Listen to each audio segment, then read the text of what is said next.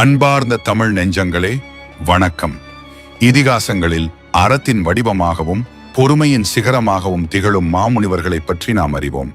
அந்த வரிசையில் சூரிய குலமான இக்ஷ்வாகு வம்சத்தின் குலகுருவாகவும் பகவான் ஸ்ரீராமருக்கே ஞானம் போதித்த ஆசானாகவும் விளங்குபவர்தான் பிரம்மரிஷி வசிஷ்டர்.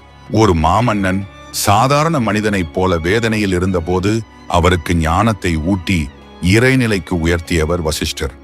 விசுவாமித்திரர் போன்ற பெரும் தவசிகளாலேயே பிரம்மரிஷி என்று போற்றப்பட்டவர்.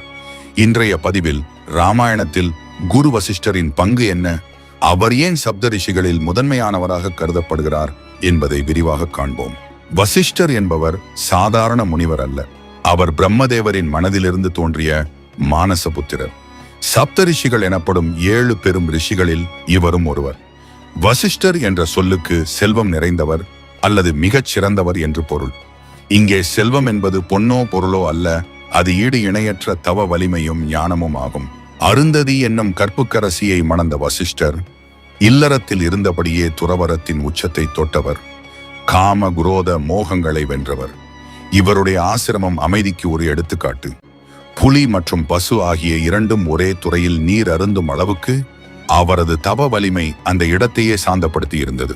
ராமாயணத்திற்குள் செல்வதற்கு முன் வசிஷ்டரின் வலிமையை உலகுக்கு உணர்த்திய ஒரு சம்பவத்தை பார்க்க வேண்டும்.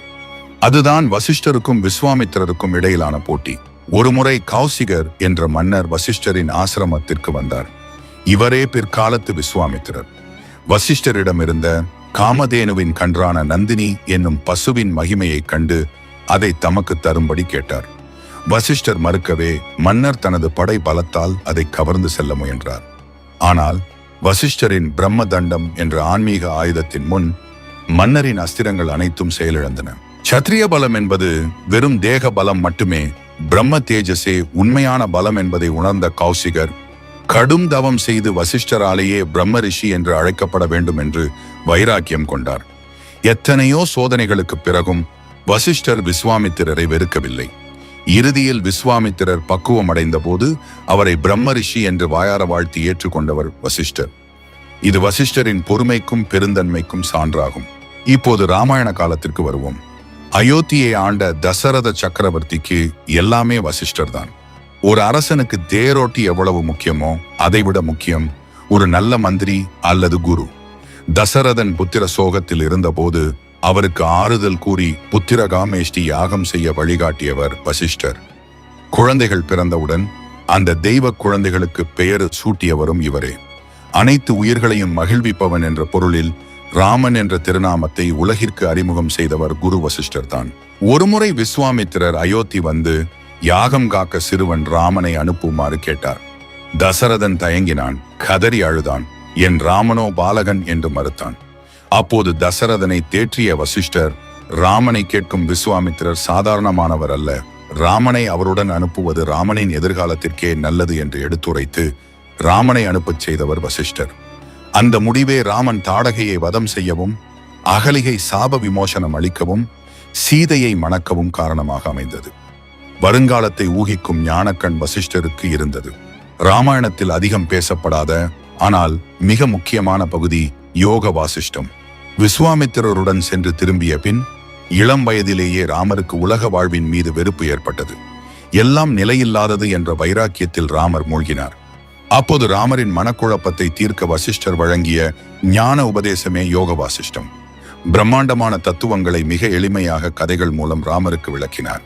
ராமா, இந்த உலகம் ஒரு மாயத் தோற்றம். மனமே அனைத்தையும் உருவாக்குகிறது. கர்ம யோகியாக வாழ்வதே சிறந்தது. கடமையை செய், ஆனால் பலனில் பற்று வைக்காதே என்று கீதைக்கு முன்னரே கர்மயோகத்தை போதித்தவர் வசிஷ்டர். இந்த உபதேசம்தான் ராமரை வாழ்க்கையின் எத்தகைய துன்பங்களையும் தாங்கிக் கொள்ளும் மனப்பக்குவம் கொண்ட ஸ்தித பிரஜனாக மாற்றியது. ராமன் காட்டிற்கு சென்ற பிறகு அயோத்தியே இருளில் மூழ்கியது. பரதன் நாட்டை ஆள மறுத்தான். அந்த இக்கட்டான சூழலிலும் அயோத்தியின் நிர்வாகம் சிதையாமல் காத்தவர் வசிஷ்டர். தந்தைக்கு செய்ய வேண்டிய இறுதிச் சடங்குகளை பரதனை செய்ய வைத்து அவனுக்கு அறநெறிகளை எடுத்துரைத்தார். இறுதியாக 14 ஆண்டுகள் கழித்து ராமர் அயோத்தி திரும்பிய போது அந்த பொற்கால தருணமான பட்டாபிஷேக விழாவை முன்னின்று நடத்தியவரும் வசிஷ்டரே. தனது கரங்களால் ராமருக்கு மணிமகுடம் சூட்டி ராமராஜ்யம் மலர ஆசி வழங்கினார். வசிஷ்டரின் பெருமை என்னவென்றால் அவர் நினைத்திருந்தால் தன் தவ வலிமையால் எதையும் சாதித்திருக்கலாம். ஆனால் அவர் தன்னை ஒரு குருவாக, வழிகாட்டியாக மட்டுமே நிலைநிறுத்திக் கொண்டார். அரச குலத்திற்கு அடங்கி, ஆனால் அறத்திலிருந்து வழுவாமல் நெறிப்படுத்தினார். நண்பர்களே, ராமாயணத்தில் ராமன் எனும் காவிய நாயகன் உருவாக வசிஷ்டர் எனும் சிற்பி மிக அவசியம்.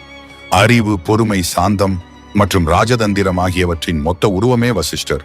அவரது வாழ்வு நமக்கு உணர்த்துவது ஒன்றே ஒன்றுதான்: ஆயுதம் ஏந்திய கைகளை விட அறம் சார்ந்த அமைதியான மனதிற்கே வலிமை அதிகம்.